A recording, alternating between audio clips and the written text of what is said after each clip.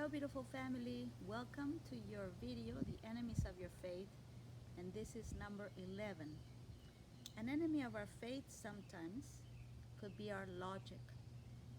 Call it logic, call it reasoning. But it's an enemy because we limit God.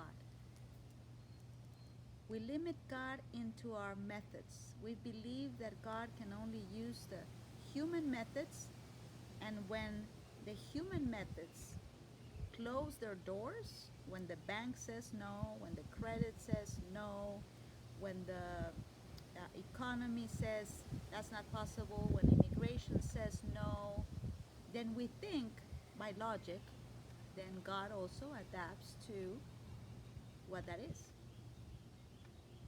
In my personal testimony, I have experienced that God is not to be seen through our logic because He is the God of the impossible. Everything logical is completely against everything you see God do. Starting with the birth of Jesus. What is logic about that? The miracles in the Bible. So when you try to study your life from logic, know that you're very much studying it through a very different perspective than God's. I believe that's one of the moments where God says, your ways are not my ways. Your thoughts are not my thoughts. I don't think limited like you. I am an unlimited resource God.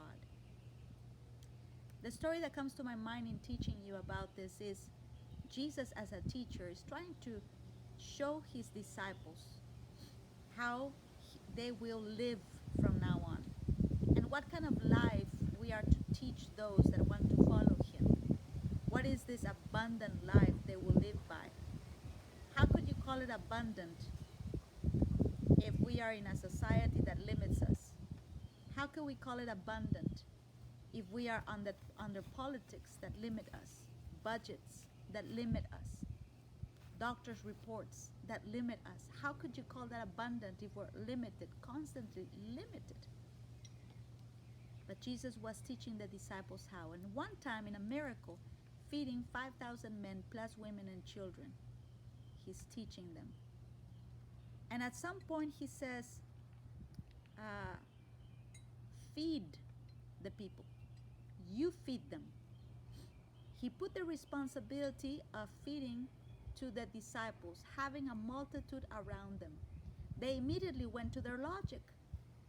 They checked everybody's pocket, everybody's income, everybody's paycheck, and they came to the conclusion that says not even the paycheck of all of us 12 in 1 year would be enough to give one meal to all of these people.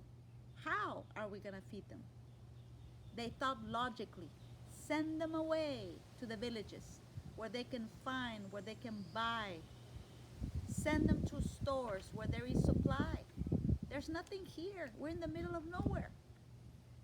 And Jesus is listening.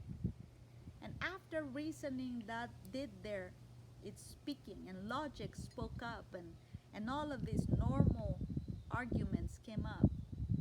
Jesus then entered the world of faith and said this.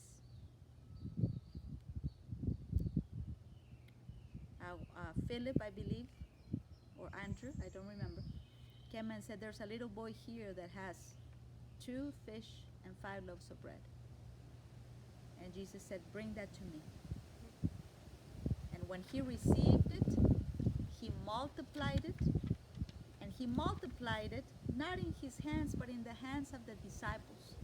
After he blessed it, he gave it to the disciples and then said, sit them down in groups, and started distributing 5 loaves of bread and 2 fishes.